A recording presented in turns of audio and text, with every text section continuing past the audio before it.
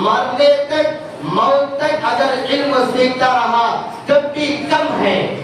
علم پیدائش سے لے کر قبر کو جانے تک ہے.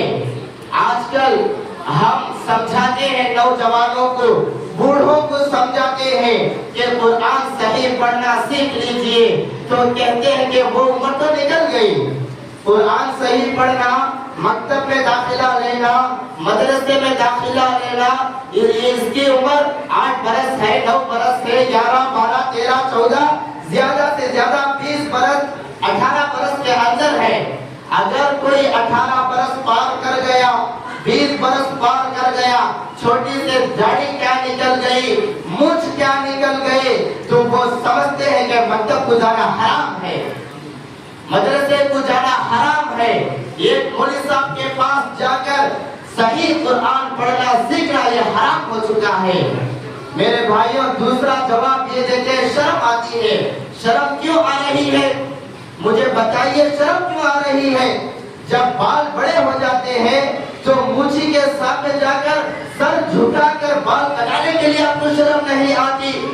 جب پیر کا چپل ٹوٹ جاتا ہے تو چوراہے پر کھڑے ہو کر چپل سینے والے کے پاس جا کر دھوپ میں ننگے پر کھڑے ہو کر چپل سلانے کے لیے شرم نہیں آتی.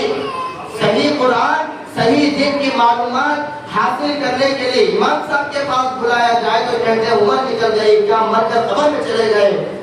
مرنے سے پہلے تک موقع ہے، مرنے سے پہلے تک سیکھ لیجئے.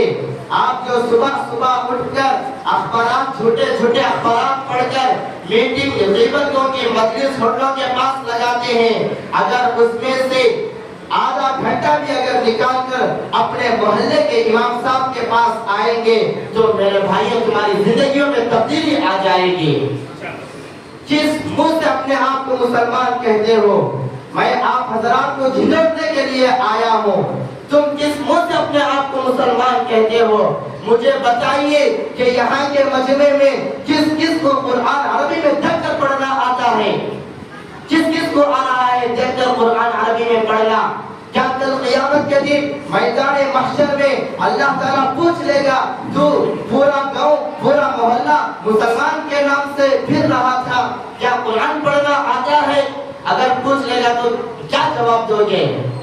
کیا تم کو اس بات کی گارنٹی ہے کہ یہی زندگی میری آخری زندگی ہے، میدان محشر میں نہیں اٹھنا ہے، وہاں پر کچھ پوچھ تاچھ نہیں ہوگی؟ اور ہمارے معاشرے میں یہ بگڑی ہوئی صورت یہ ہے کہ ہم نماز نہیں پڑھ رہے ہیں، نماز کو معمولی سمجھ رہے ہیں. میرے بھائیوں، آج میں آیا ہوں، میری باتوں کو نوٹ کر لیجئے اور آپ اپنے دلوں میں بٹھا لیجئے کہ فلاں وقت میں ایک آدمی آیا تھا، ایک بچہ آیا تھا، کچھ بول کر گیا ہے. اگر اس پر عمل کریں گے تو کل میدان محشر میں آپ کا منظر فلسرات آپ پلک جھپکنے کے برابر پار ہو جائیں گے. اگر یوں ہی ہوائی تقریر میں اڑا دیے، آئے بیان کیے، جشنوں میں جیسا بیان کرتے ہیں، جمعے میں جو رسمی طور پر بیان ہوتا ہے، اگر اس طرح سمجھ لیں گے تو پچھتانے کے سوا کچھ بھی نہیں ہوگا.